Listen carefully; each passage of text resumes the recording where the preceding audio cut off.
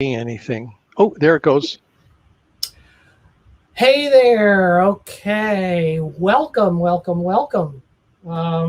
This is part of the J Champions Conference, as you all know. I'm Barry Bird, professor at Drew University in Madison, New Jersey, USA. The speaker for this session is Ian Darwin, and the topic of his talk is Flutter is the new Java, or is it? Ian, go to it. Thank you, sir. I think I have to improvise the audio for this one.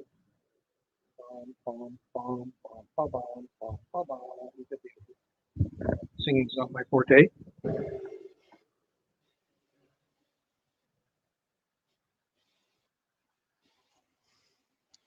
So enough of the silliness. We're here to talk about Flutter.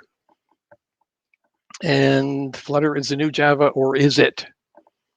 Now this building, I put in Java into the clip art, and it came back with this building, which at first looked like a Starbucks, but I think it's actually, if you look really closely, it's actually a truck terminal. And I'm going to put that on full screen. And it's actually a truck terminal. So we're not doing too well with the clip art, but hopefully we'll do better with the technical side of things. We, as developers, find ourselves afloat and aflutter in a sea of new devices. With Android, there are, who knows, hundreds or maybe thousands or maybe even more of different devices out there. With iOS, they come out with new iPhone versions every, I don't know how often, a couple of times a year maybe. We have people who want to use web browsers. We have people that want Windows or Mac desktop apps. We have other people who want Chromebook apps, and who knows what else they're going to need next year or the year after. So to avoid being adrift in that sea of many devices, we need to be able to write once and run everywhere. Who cares? Why? Well, first off, there's the cost of development, and there's a time to market. If you have a big budget, you can hire several teams to build different versions of the app at the same time. If you're a really small shop, you have to write one and then the other, and that's going to slow you down. So either way, you're wasting a lot of time or money, and in some cases both, trying to get your app out there so that people can actually use it. So cross-platform is pretty much vital these days. Although if you look in the ads, you still find people saying we need one Android developer and one iOS developer. So those people need to be on this talk and learn how to do it once, right once. Of course, the challenge is, how do we know which cross-platform tools to use? Because everybody will tell you that their way is better. And they're probably right from a certain point of view. But which one is better overall? Well, you're going to have to do a comparison yourself. I'm not here today to tell you that absolutely everybody should use Flutter for everything, because there are a number of good solutions out there. I'm focusing on Flutter because it's the one I am using, and I think it's a really good one. I will not go so far as to say it's the best one. So we do have to pick one, and I picked Flutter, of course. The of course is the part that matters. Flutter has some advantages and some disadvantages. Well, what's good about it? It's open source, and I'll say more about that at the end.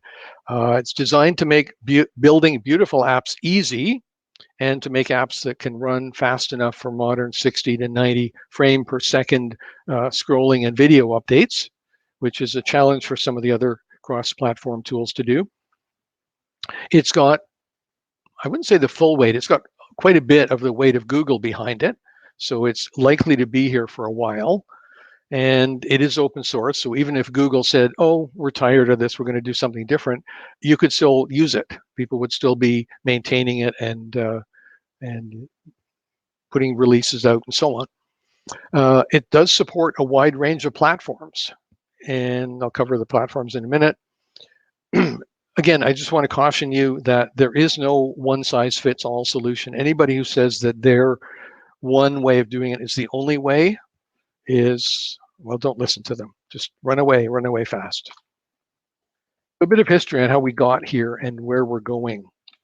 Starting with, well, I'm only casting my net as far back as 1995.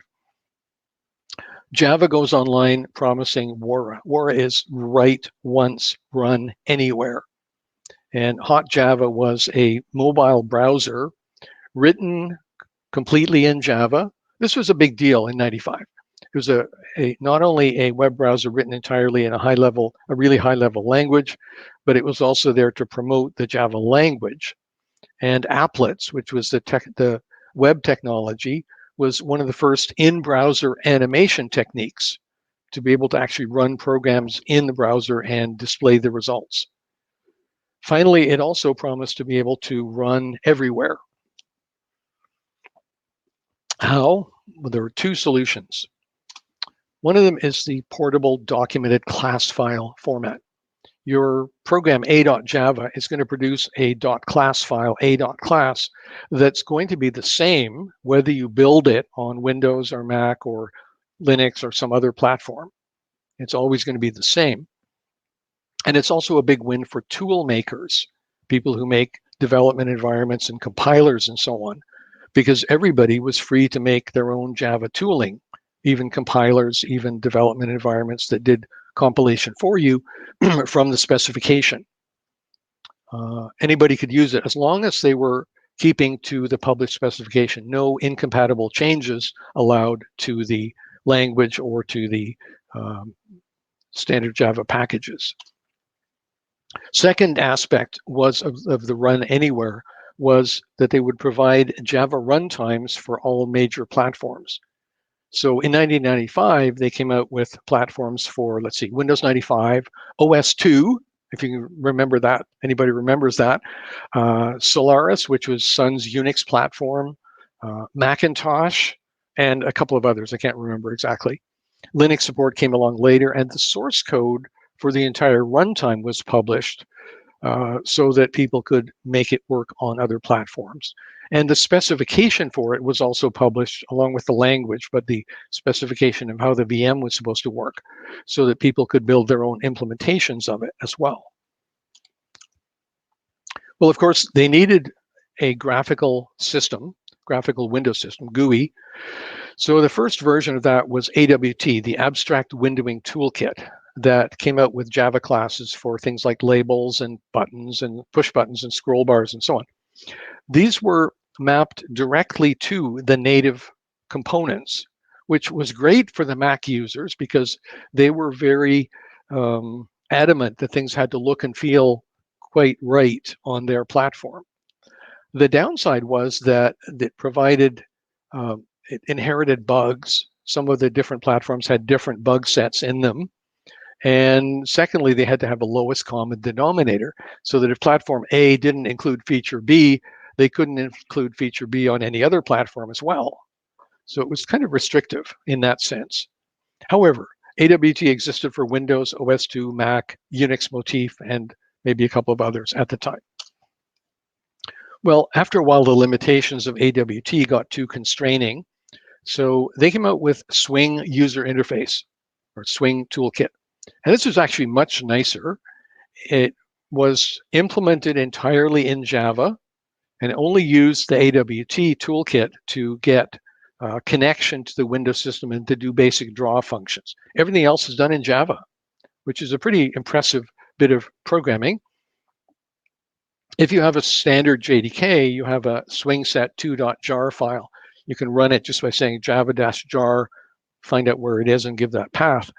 And you see along the top, there are icons for the various sections of the user interface. And there are within each of those, there's examples.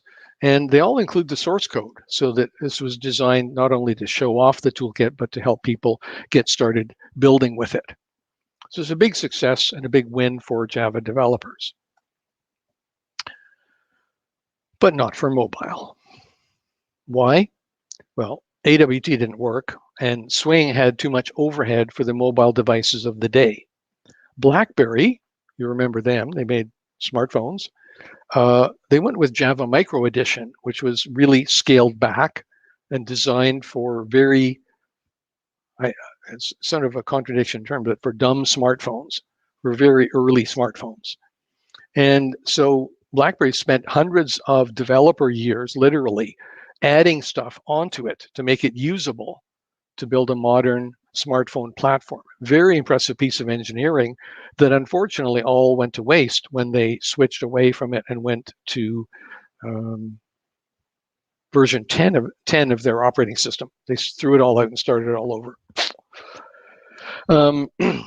Anyway, around the same time, a tiny little company called Android Incorporated started out, and they took a different route. They built their own user interface completely in Java, but optimized for mobile platforms.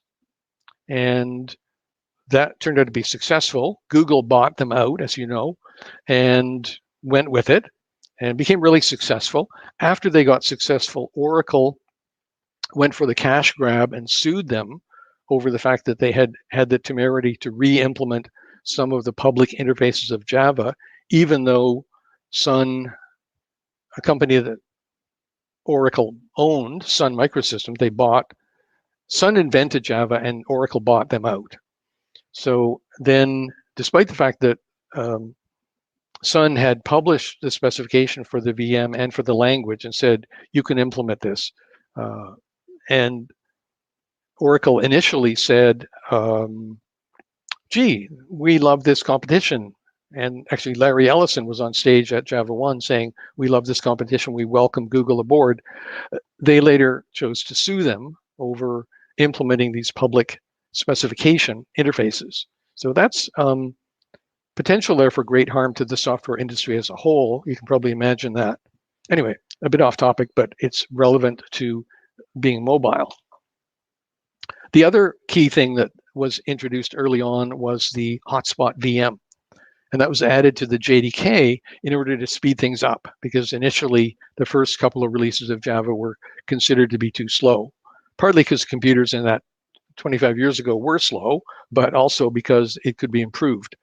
So what the hotspot VM does, if you're not familiar with it, is it takes one method at a time and compiles it from Java class code into machine code for whatever CPU it happens to be running on, Intel or ARM or whatever. And therefore, it's much faster. And it actually does quite a great deal of bookkeeping. It says, this method here has been called so many times, it's very popular. I better recompile it again with a higher level of optimization. So they really work hard to make things run quickly in Hotspot. So it's a big win for performance. Well, after AWT and Swing, the next official toolkit was Java FX. And this was originally called F3 and then Java FX scripting, and now it's just called Java FX. It was a project to build a better user interface for desktop applications. And at one point, it was supposed to replace Swing completely, but it never did and probably never will at this point. It was also, Java FX was also extended to mobile, which is interesting. And after that, Oracle dropped the mobile component of it from the distribution for reasons that I'm sure make sense to somebody in Oracle headquarters. They did open source all of it, I think all of it, almost all of it anyway.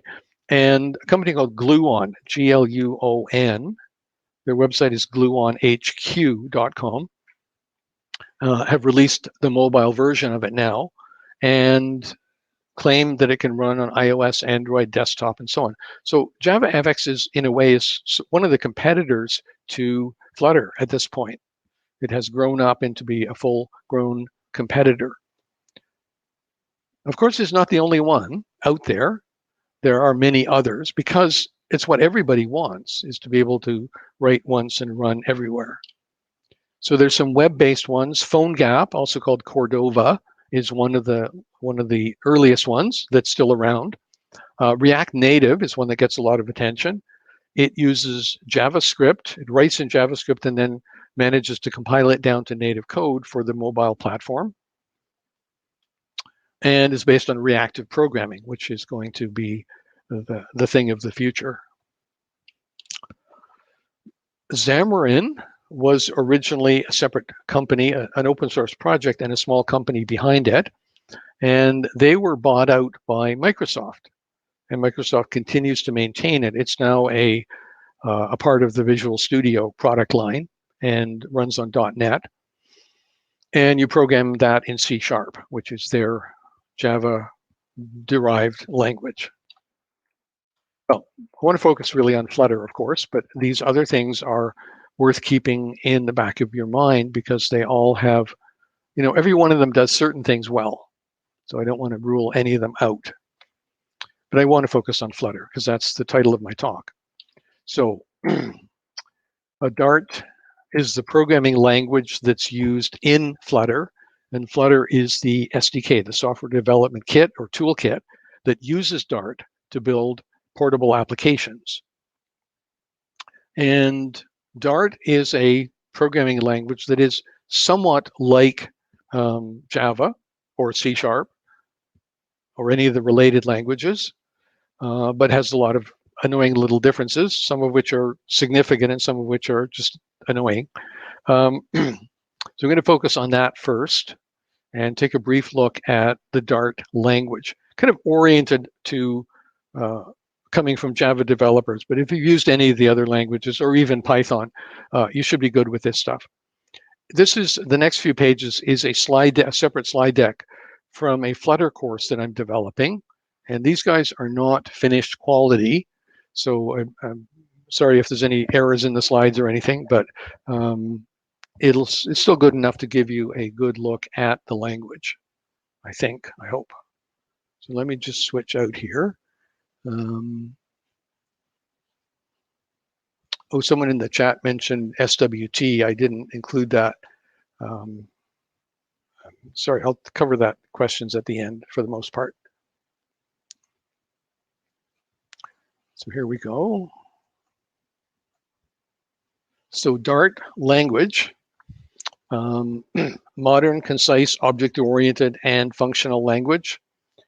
Syntactically, it's in the brace structure family, where C, C++, Java, C#, and so on, they all borrow from the C language, which in turn borrowed from BCPL. Everybody borrows from somebody at some point. And some borrowing some other languages like Kotlin. We're going to cover a brief look at the major features of the language, assuming you've used one of these related languages.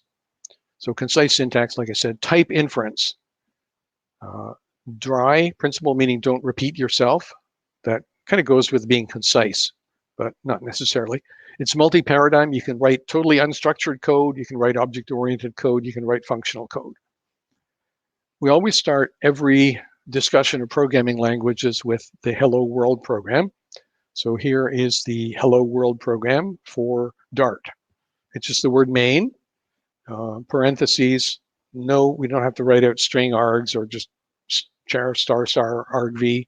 Just put nothing because you're not accepting any arguments. Open curly brace means begin, print hello world, and the closed curly brace means we're done. And if you have your path set correctly, you can just say Dart hello.dart, and it'll compile it and run it for you.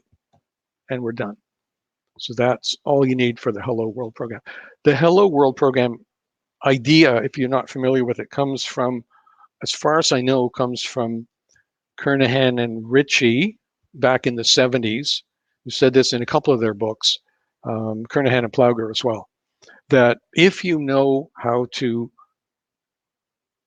type in a program into the computer, compile it, do any other processing like link edit in the old days, and run it and get output. And if you can do that in a Hello World program, by then you can do anything else. You can expand it from there to do anything else. So that's the historical origin of the Hello World program. So how do we organize programs?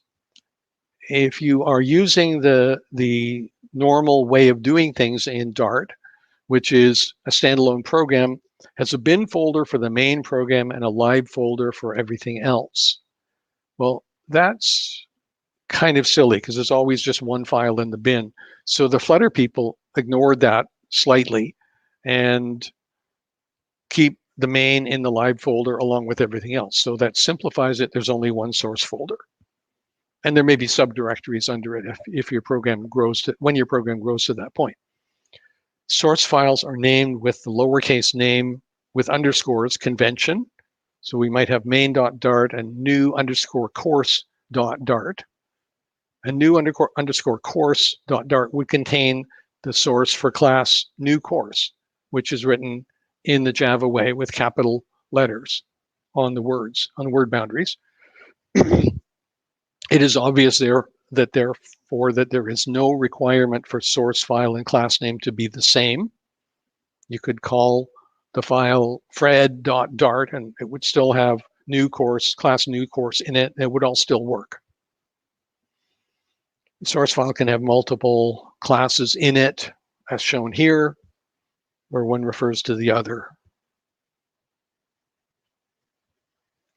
Variables are named with lower camel case, just like in Java. For example, int my useful value begins with an m, small m, and has capital at word boundaries.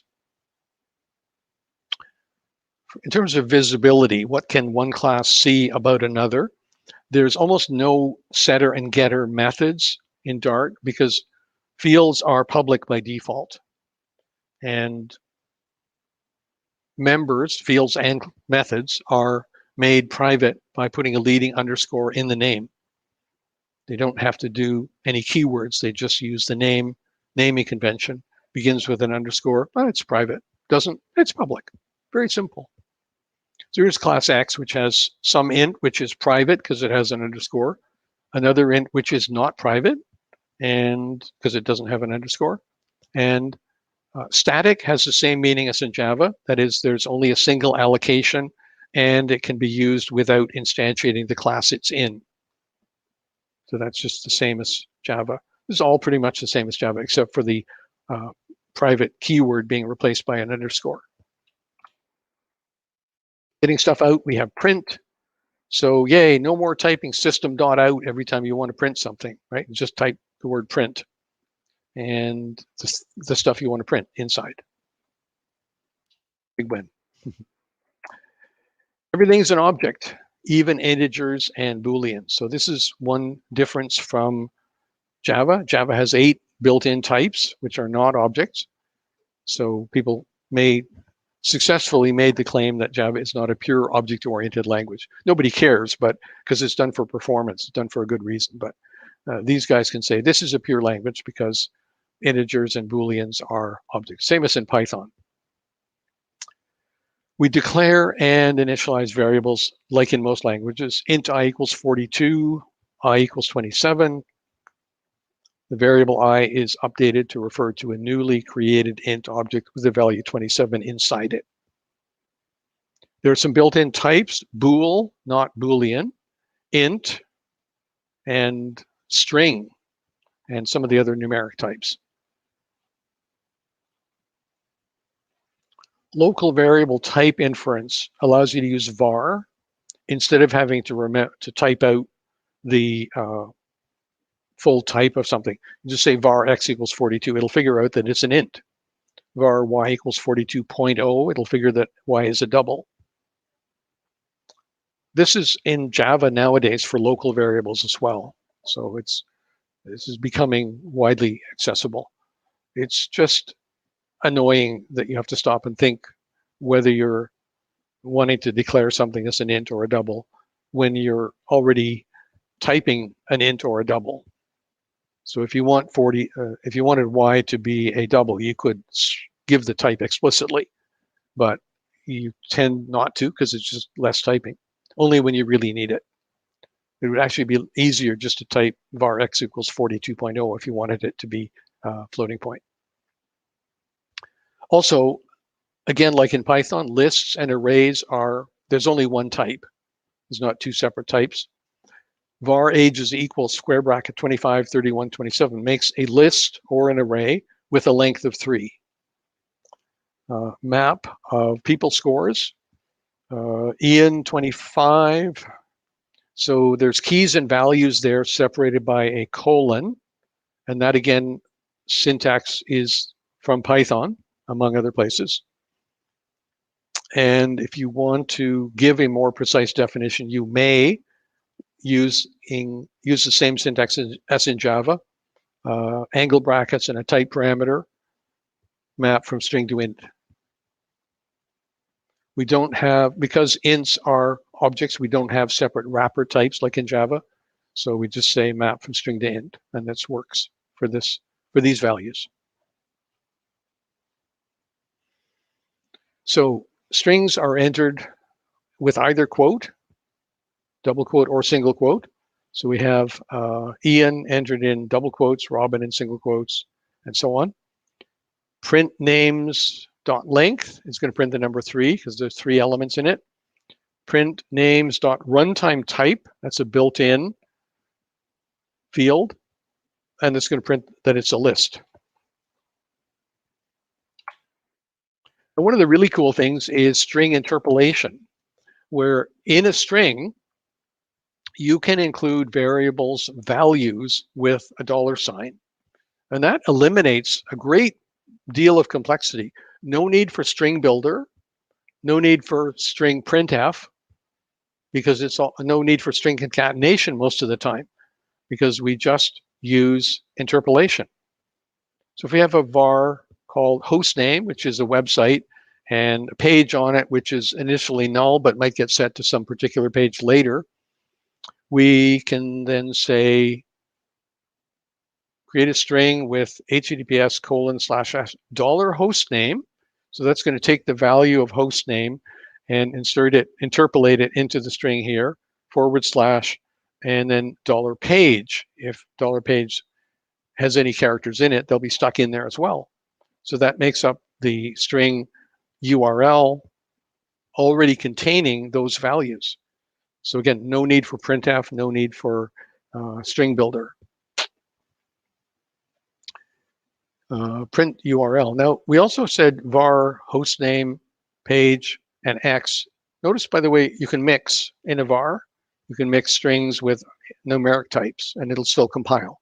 It just does type inference on each one individually.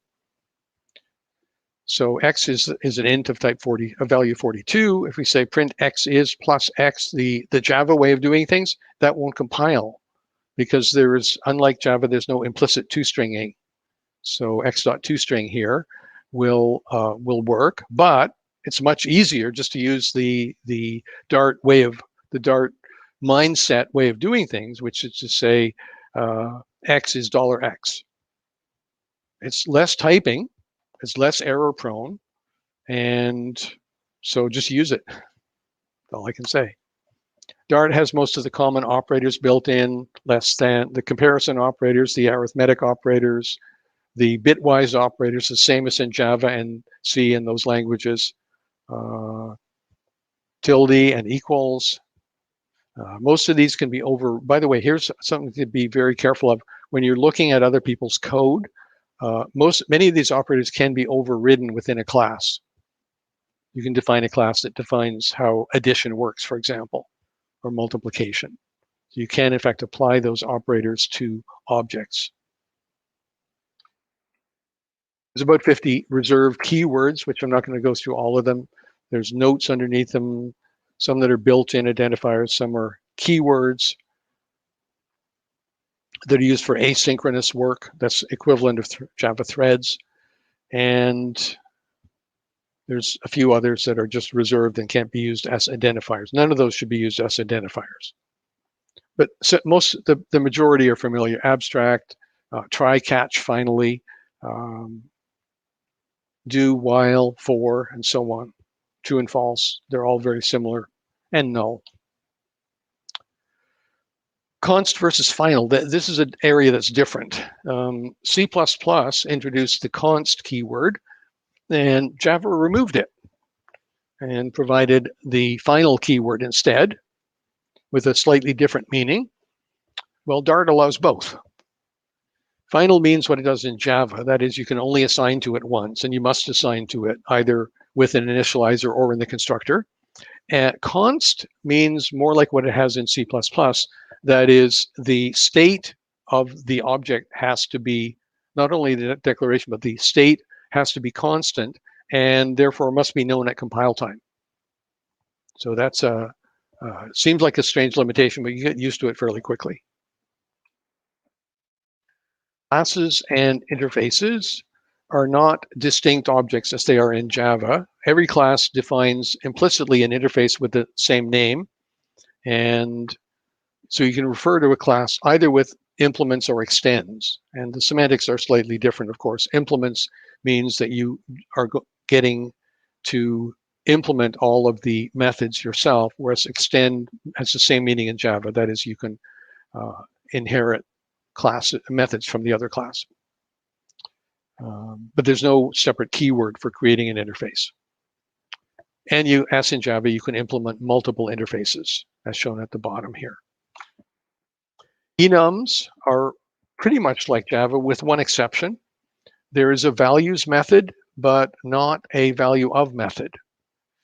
So here's something that won't work. We have an enum called ops unit. This is for an application a real application that I have, where we have different operations units within the corporation: North America, South America, Europe, and Asia Pacific. And we have somebody tried to define because there is no value of method, we defined a method called ops unit from string, which takes a string input and tries to find the corresponding ops unit enum constant and return it. Well, the thing is, it gets to the bottom, throws an unknown ops unit, and it shows the string, again, using string interpolation. The problem is it always throws the exception. So a bit of head scratching needed there. What's wrong with this picture? If you know Java really well, you probably guessed it already. One of two things. I'll give you a few seconds to mull it over. First off, return inside a closure, which is a closure is like a lambda in Java. This returns from the closure, and that's the same as in Java. So this return doesn't go down here and return this value. It simply returns from this little block of code here, which means it will go on to the next value. And it'll just keep doing that. And when it's done all of them, it'll get down here. The other one is, even if that weren't the problem, the enum2 string return includes the class name. So it would return opsunit.na, and you're comparing that against just na. So yeah, here's a version that does work. We set found to be the value. And at the end, if we have found it, we return it. Otherwise, we throw. It's a bit more code, but it works. Tony Hoare invented the concept of null back in the late 50s, early 60s sometime. And he, years later, turned around and called it his billion-dollar mistake because of all the time wasted tracking down all those null pointer exceptions in Java and null pointers in C and equivalent all these other languages that support this. So he basically says, it seemed like a good idea at the time, but it was, in retrospect, a really bad idea. So Dart has a bunch of null aware operators. Double question mark is if null.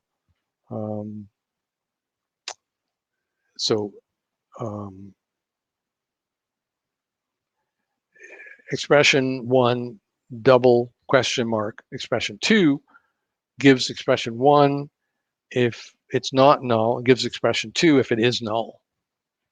And similarly for the other 3 variants of it. They also provide, speaking of the question mark operator, they also provide the ternary operator like in C and Java.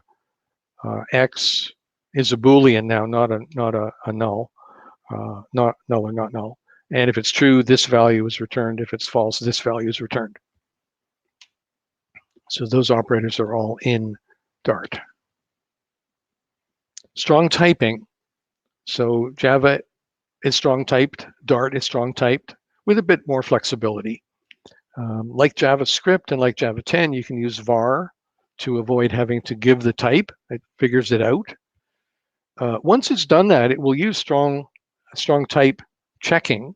So if you try to assign a int to a string or vice versa, whether you declared them with their actual type or with the var, it still knows what their actual type is. So it'll still fail out on you at compile time. There is a kind of an escape, which is using the type dynamic, which is sort of like object in Java. It means there'll be something here, but we have no idea at this point what it's going to be. So we just declare it as dynamic. It's pretty much the equivalent of object. Coding conventions. Every language has certain stylistic coding conventions. If you're in Java, you know there's the Sun Java coding conventions from the 90s that people still use with a few modifications. The Dart people have their own, and it's at dartlang.org. One second here. So try it out. You may not like it, but it's been invented by the people who are experts and even by the people who invented the language. So you might as well follow it. Don't read it now, but it's there for you to look up. Packages. Packages are like libraries or like jar files, includes in Java. I'm not going to discuss them here because I have a slide on them in back in the main slide deck. Pub.dev is really important. It lists a lot of third-party packages. So many of the ones that I listed in my dependencies list near the beginning are coming in from pub.dev. Be aware when you look at it, some of them are Dart only, some are Flutter only. And the Flutter ones will tell you which platforms they're good on. So this is the basics of Dart. There's much more to it. They have generators and iterators like Python, for example. There's a Dart language spec at the European Computer Manufacturers Association. Again, dart.dev. Here's a fun thing. If you want to explore Dart interactively, there's DartPad, which lets you type a few lines of Dart and see if they compile, and if they do, lets you run them, assuming you don't do anything too terrible to the operating system. So there's an exercise which we're not going to do. And now we go back into our regularly scheduled programming.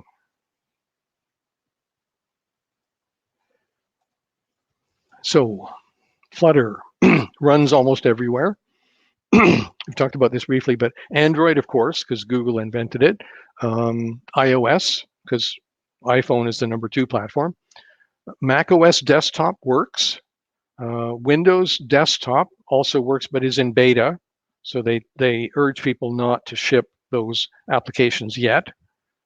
And web applications. You can build a downloadable web application, all from the same code base without in general having to write any platform dependent code, assuming that there's a hidden assumption there, of course, which is that the packages you want to use support the platform you want to run on. Most of them do, but there are some that haven't yet been expanded to run on, say, Windows or even Mac desktop. Pretty well all of them will run on Android and iOS, but even that's not 100%. Dev tools. So first off, before you can build to run on an actual device, you have to have that device's native toolkit. This is a bit of a limitation, but many of the cross-platform toolkits have the same limitation, so it's not too surprising. For Android, it means you have to have the Android SDK installed, and that's available for the major platforms. Now for iOS, if you want to make iPhone apps, you must have Xcode. And Apple has decided to make Xcode only available on Mac OS, which by extension implies that you can only build an iPhone app if you have a Mac. Well, not to be done, Windows is the same way. You need VS Studio, I think it's 2020. Read the install guide, not VS Code. You need the full version of it. And that only runs on Windows. So you are having to run on Windows. And for Linux, you need CLang and a few other smaller packages. So again, you can only build Linux applications on Linux. So you're going to wind up having a bunch of computers at your disposal to really take advantage of the cross-platform. And again, that's not specific to Flutter. Most of the other cross-platform things, I won't say they all are, but the majority of them are the same way. So looking at the different toolkits, Android Studio is the official and recommended IDE. It's free to download. It's based on IntelliJ IDEA, and it has actually dozens, 2 or 3 dozen now already, of third-party plugins to make your Flutter development easier or more fun or simpler or something. So feel free to explore that. Let's take a quick demo here using Android Studio. Now this is a demo application that I created just by saying new Flutter project and filling in the name and a few other bits and pieces. So it has only one source file in lib, main.dart, and it has a couple of classes. There's a stateless widget, which is what you need for that's effectively your main function is here, but it basically creates an instance of my app. Notice you don't need the new keyword here. You can just put the name of the class with parentheses. Again, it figures out that you mean to call the constructor, just like any other method. So we have our stateless widget, which is the basically the main program effectively. We have a stateful widget, which has a state class in it. And the state class is the interesting part of this application. It has a counter in it, a numeric counter starting off at 0. It has an increment counter button method that is called when you click the button. And it calls set state with, this is a closure, like a Lambda expression in Java, that gets invoked later on when the button is pressed. And then there's build, which I'll say more about in a few minutes. That's an interesting side diversion. So I'm going to look at the main widget here, which says set the title to Flutter demo, set the theme to have a primary swatch of green, the green color, and make the visual density adapt to the platform so that if you run on a small mobile device or a big screen 1920 by 1080, it'll still scale reasonably well for any of those. And that's all I'm going to say for now. I'm going to run the application now, so you'll see it running on my phone. Right now it's on the home page of the phone, and hopefully it will pop up in just a second. It says it's restarted the application. Maybe it's still running. Yes, there it is. So I don't know if you can see it, but it just has in the center, it has the, you have pressed the message, you have pressed the button, and then this many times, and then a number underneath it. So that if I press the button, that number should go from 9 to 10. Oh, because I restarted the application. So sorry, it's now back at 1, 2, 3, 4, 5. Now, interesting point is that I'm now going to change the color on in the code from green to red, or let's pick orange in code completion. OR, hit return, and nothing happens. But watch what happens when I type Control S to save the file. Immediately updates on the real device. That's one of the things that's really great about Flutter is the instant reload, instant hot load. It's way faster than most other applications, so-called instant reload, which actually takes a few seconds or a minute. This one is really instantaneous. The way it works is in debug mode, which you can only tell because there's a little red banner in the corner here that says, you probably can't even see it, says debug, that red slat, hit away.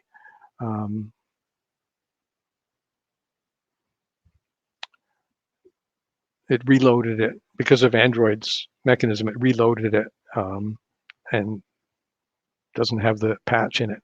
So the patch is, thank you. The patch is in the virtual machine. That's how it gets it so fast, but it doesn't necessarily doesn't hold across application reloads. Normally, you'd be running in an emulator, and you wouldn't have this trouble. But the key thing I wanted to show was that when I just have to put this back up one more time, is that when I put the change to the color, I'll have to use a different one. Let's try blue. Notice what happens to the number.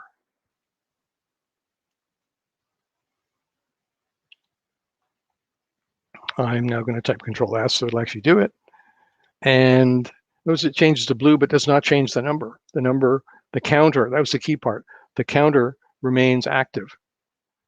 So it doesn't lose the whole application state. It only changes the little bit of code that you changed, and everything else stays the same.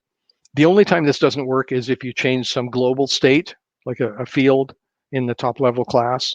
But most other times, this instant reload is really wonderful. And all you have to do is save. If you want to invoke it explicitly, there's the lightning bar button here will do it. But so there you have it. Okay, back into our slideshow.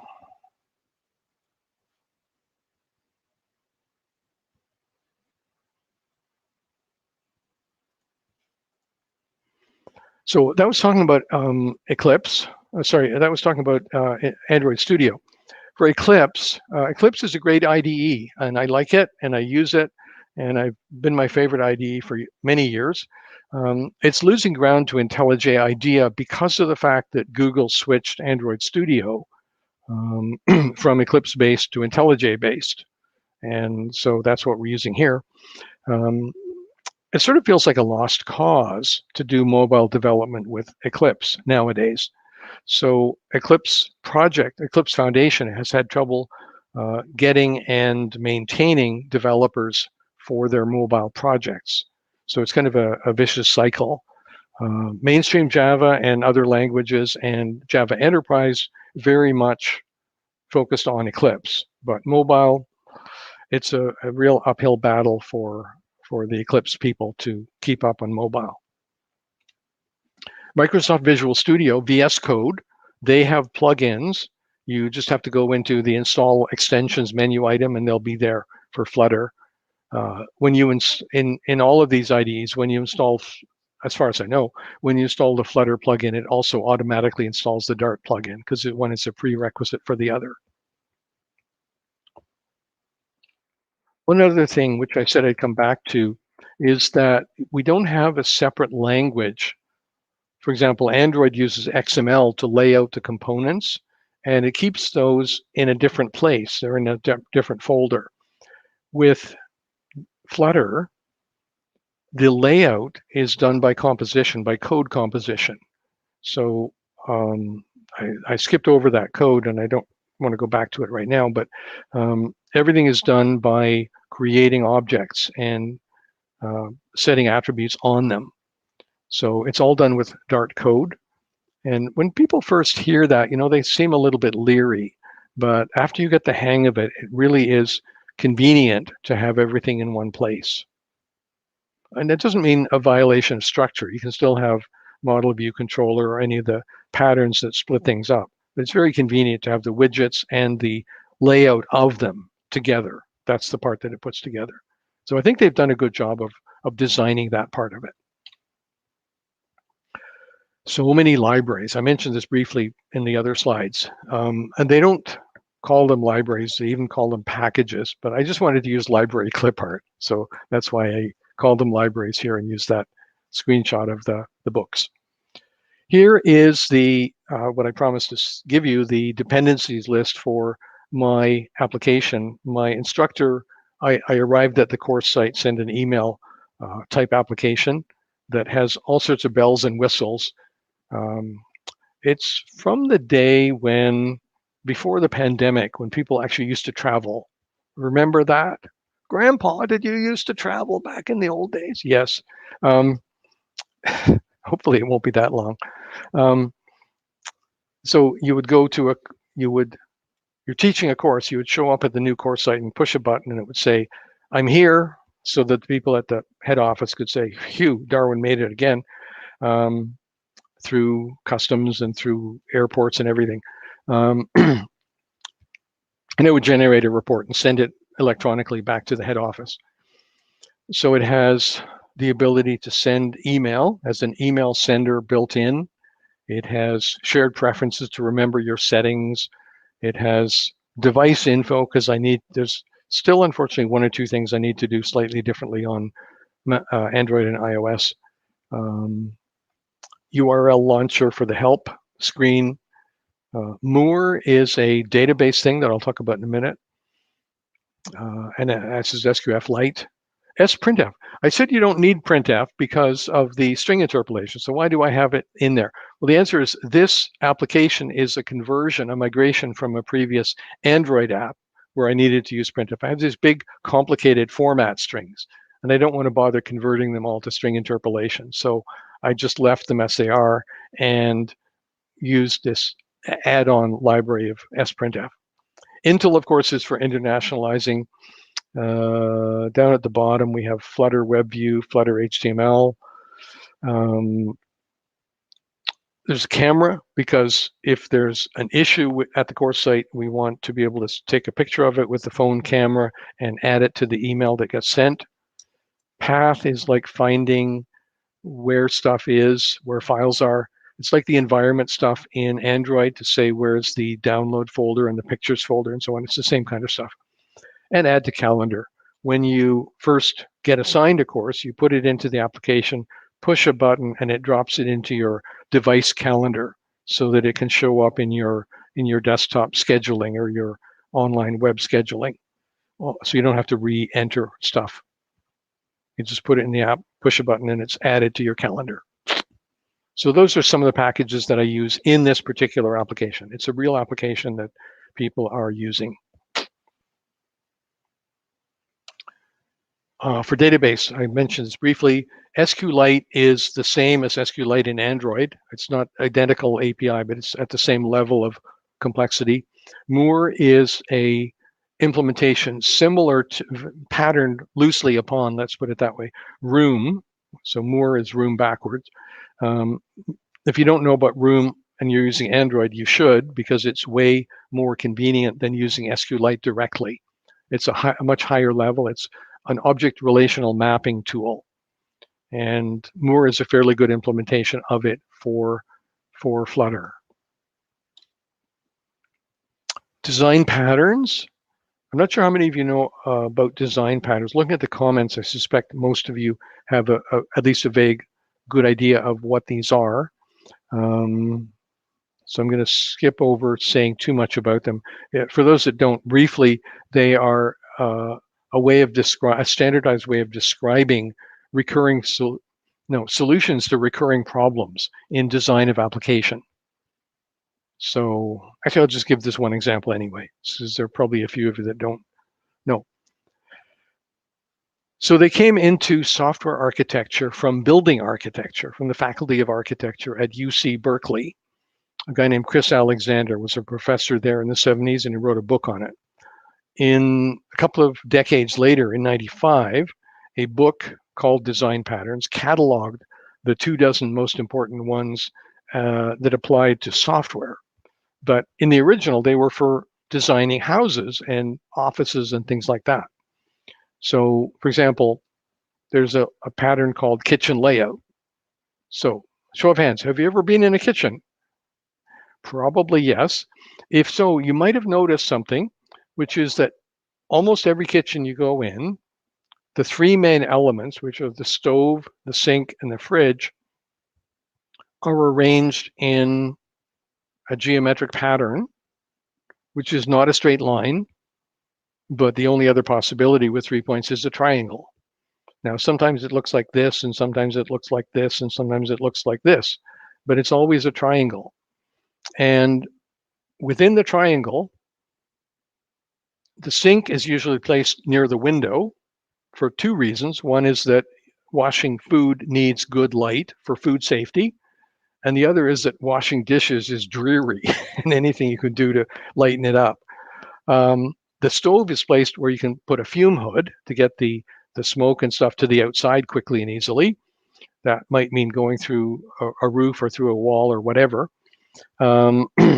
And also, if it's a gas-powered stove, as it often is, you need to minimize the number of twists and turns because each one of those requires a pipe fitting joint, some of which will start to leak after about 20 years and cause houses to blow up. So by minimizing the number of those, you're contributing to the safety of people who live in the house 20 years later. The fridge is heavy. If you ever tried to move one, you'll know this. And so you want to put it where there's a floor joist so the floor doesn't sag. Those are what are called the variations and their consequences of that particular pattern. So that is design patterns in a nutshell, rather a long nutshell, I guess. So in mobile, well, in application in general, we have a variety of patterns with names like these. MVC, you're probably familiar with. It's the Model View Controller. It's the oldest one. It dates from the mid-1980s at Xerox PARC, Palo Alto Research Center, where a small gang of people who, by the way, invented almost everything, including object-oriented programming, laser printers, file edit view menus, graphics, a whole ball, desktop computers, laptop computers, tablets. The first tablet was called the Pad. Wonder where Steve Jobs got the name for his tablet. Anyway, so they invented MVC along with all that other stuff. Model View Controller. The model is the data handling code. The view is what you see, and the controller is what reacts to what you do and mediates between the model and the view. Model View Presenter is from Martin Fowler, a very famous object-oriented theoretician. Model View Presenter. MVVM, Model View Model. It sounds redundant and somewhat is. The view model is a value adapter that lives between the model and the view. And there's a fourth part to MVVM, which doesn't show up in the name, unfortunately, called the binder, which is specifying how to synchronize the data from the view to the model and back. The binder can be written in code or it can be declarative in JSON or XML, depending on the implementation. MVVM tends to be was originated by Microsoft and tends to be used more on the .NET side of things. Block stands for Business Logic Components.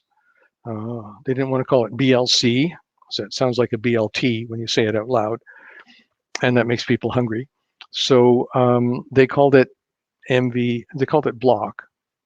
The O is supposed to be not capitalized, but I got carried away with the capitalization. In Block, everything is stream-based, and this is similar to reactive programming or Java 8 streams, if you're familiar with those. Here's a quote from one of the two articles that I'll give you in a minute. The stream is like a future, but instead of returning a single value asynchronously, streams can yield multiple values over time. If a future is a value that will be provided eventually, a stream is a series of values that will be provided sporadically over time. And fortunately, the package Dart async, Dart::async, which is standard built-in package, so you don't need it in your imports, in your dependencies rather, has a stream controller class, which is very handy for building this. I'm not going to go too far into these design patterns, just to mention that Block is different in some ways than MVVM and from MVC. Here's a picture of the article whose URL is at the bottom for a to-do application written completely in Flutter. The UI obviously is the widgets where the graphical user interface lives. The block code, the reactive class or classes that hold the stream of to-do items and handle state management for it. The repository is where we specify data operations. There's a DAO that implements those. which could be hard-coded, hand-coded rather, or it could be implemented using Moore or some other object relational mapping. And behind that, there's a local database. And if you want to be able to sync your to-do items with a remote service, then there would be a web service provider as well. So these two articles both are fairly good at describing the block pattern, and they will take an hour or two just to read through them. So I don't have time to really go into it in much more detail than I have so far. But hopefully that'll be enough to whet your interest. So far I've said a lot of good things about Flutter. Is there a dark side? Well, like duct tape, everything has a dark side. You just have to find it. Even if the thing that has the dark side is great or wonderful or the best ever, it's still going to have some limitations.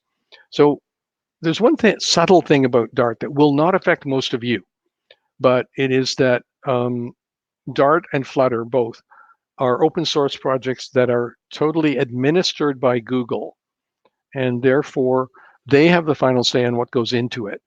So it's not the same as something like Linux, where people from all over can contribute, and if their code is good, it'll get accepted. Here, if the Dart or the Google people object to something, it won't go in. If you have any minority operating systems other than the big three, and you try to put a portability change into the repository, they will reject it. They only definitely insist that they will only support the big three platforms. So this annoys me personally because I run most of my stuff on a minority version of OpenBSD Unix, and they're never going to support it. So I have to keep a couple of other computers around for that purpose. You do have to learn the Dart language, obviously, and the Flutter API, and a little bit of YAML. YAML is the language that is used in the dependencies list that I showed you. And YAML, this is really curious. The make program, which was one of the original build tools written in the mid-1970s, was very finicky about spaces versus tabs. And that caused James Duncan Davidson to invent the Ant build tool for building the Tomcat web server on Java. This is all Java related. And he said, I can't remember whether to use spaces or tabs, so my only possible solution is to write my own tool from scratch, which he did, and it became successful. Ant, and that led to Maven and eventually Gradle. So it surprises me that YAML in this day and age is fussy about spacing, but it is. So is Python for that matter. What's the future? Put on my Yoda ears and say, always in motion, the future is. All I know is that it's growing and might run into growing pains. There is a Twitter account called Flutter Dev. And on there right now, there's a pinned post that says, 03/03/21. That would be this year, March 3rd. And join us for a special Flutter event. So I imagine they're going to announce a new release and that they're going to say that the Windows desktop build is out of beta and is ready for production. And that's all I'm going to guess at, because I generally haven't done a very good job of guessing what the future holds. But that one I think is a safe bet. And there'll no doubt be some other cool stuff. So I urge you, if you're at all interested in Flutter, mark that date and do check at Flutter Dev on Twitter and find out what they're coming up with, because it's probably going to be good stuff. So to wrap up, Flutter offers a solid path to cross-platform development. Single code base for all platforms. Portability handled. CPU portability handled by Dart, just like in Java, handled by the JIT, the compiler, and so on. And operating system portability handled by libraries. Oh, guess what? That's also the same as Java. Not the only cross-platform solution by any means. One of the best, in my opinion. Hopefully, I've convinced some of you that it's one of the best. I will leave you with this idea that how you could set about to evaluate Flutter for yourself. Download Android Studio or VS Code if you're a solid Microsoft shop. Build the sample applications that come with it, tweak them, break them, learn from them, find out what works and what doesn't. Build a simple application on your own. Try it on multiple platforms. Plug in an Android device, an iPhone. Try running the desktop applications as well. And when you get that far and you're happy with it, then start building your real application in Flutter. Some resources. Flutter.dev is the main page. Flutter.dev/community has some really good links on it. Books. There are lots of books out there. Be careful. Flutter book, Dart language books from before about 2016. Don't buy them. Don't get them. They made some significant changes to the language around that time frame. So anything that says Flutter and is relatively recent, like 2018 or later, you're probably pretty good. Medium.com/Flutter is another place for updates. And I have a couple of links on my own website on /Flutter. I have a resources page, which is not very comprehensive yet, but it's growing. And there is a chart of competing cross-platform development kits there as well. It's actually hosted on Google Docs, but you can just get to it from that link.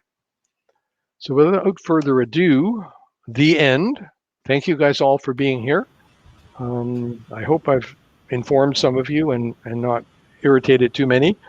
And we have a little bit of time left, so I can switch this off. I can't see the comments page until I switch this off, so now I can take a look at it.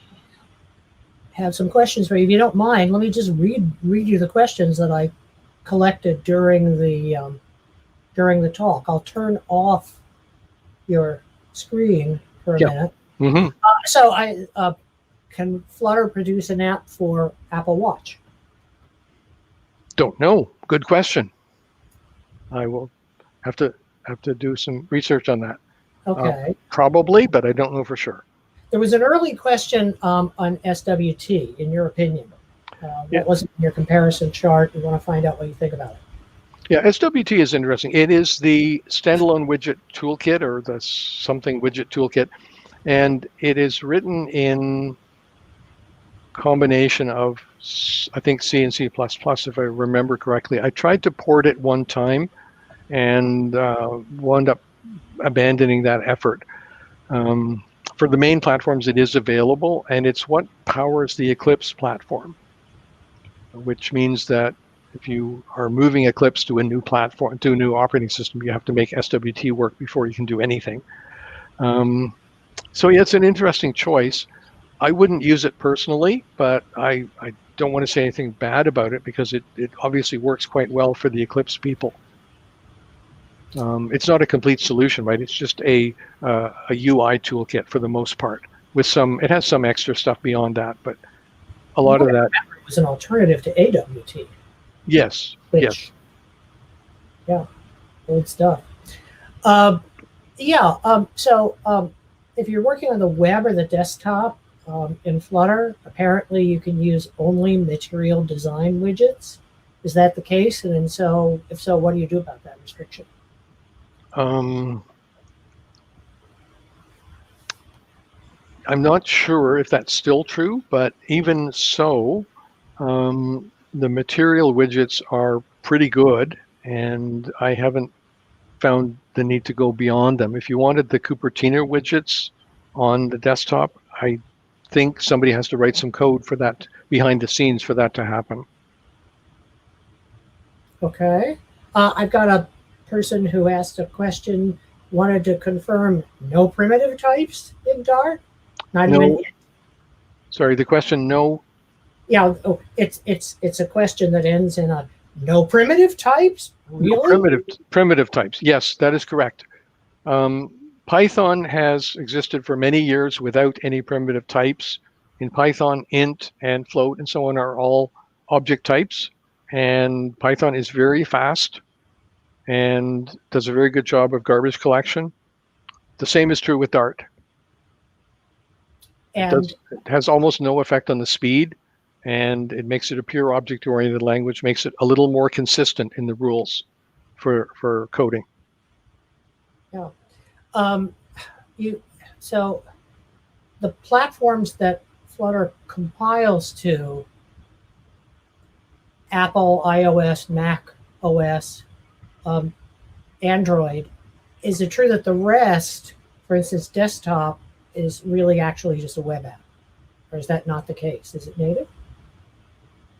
For the web app, I think it's going to be JavaScript. Right. I haven't really explored it. For the desktop ones, I haven't looked inside it, so I'm not sure if it's actually. I've run the applications, and they seem to behave like they were coded, native code, compiled to native code. But I haven't decompiled them or looked at the behind the scenes stuff for them yet. You mentioned early on that Flutter is growing rapidly. Do you have any stats on that? I'd be interested in hearing. So would I. Okay. Everybody, like I said, everybody says their way is better, and everybody says their way is widely adopted. I don't have any real stats. Yeah. Would you use a Dart independently as a development language without using it for Flutter? Would I use Dart independently?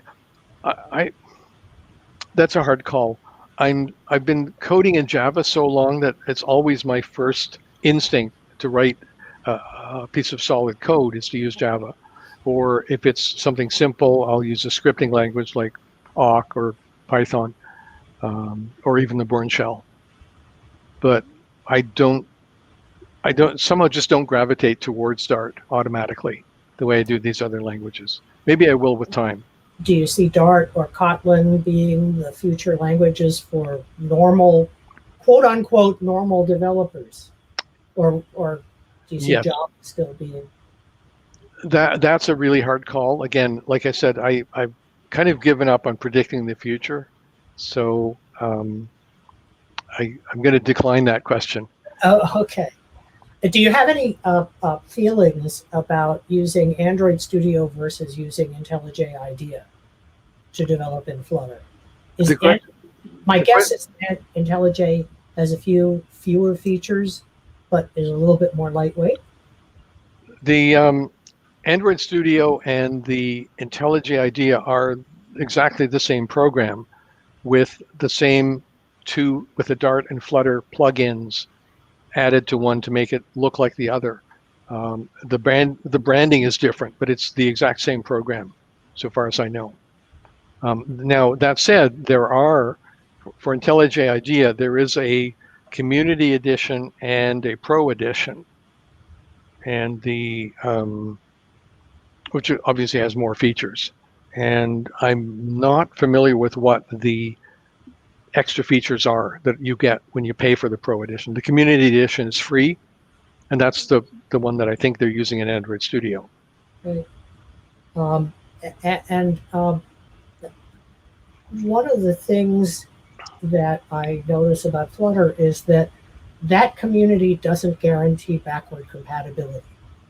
So programs will break, can break. How do you feel about that? What do you do about it? What's the best approach? Is that what you'd consider a negative, or is it a positive in that it makes for development of better features? It's like duct tape, a dark side and a light side. Java has gotten a fair bit of cruft built up over the years because of their guarantee of backwards compatibility, where other languages have tried to shed features that are no longer viable. On the other hand, you get into a situation like Python, where it took them a decade and a half to migrate from Python 2 to Python 3. And they eventually pulled the plug and said, as of, 14 days ago, totally no more support for Python 2. On New Year's, December 31st. So Yeah, you can't answer a question like that with anything. 6 of one, half a dozen of another. Yeah. Mm-hmm. Okay, very good. Well, thank you, Ian. To our listeners, I hope you enjoyed this session. I certainly did. Please have a great day and enjoy the rest of the Java Champions Conference. Thank you. Thank you, everyone, for being here. Thank you, Barry, for moderating and keeping us on track here. And if you have any last-minute comments, you can put them in the chat. And otherwise, thank you again. My website was on the last slide, which I'm sharing, but he's turned it off. Okay. So Ian Darwin. Search for Ian Darwin, and you'll find it. yeah, that's true. There's only one of me, thankfully. One of me is quite enough. Again, thank you all.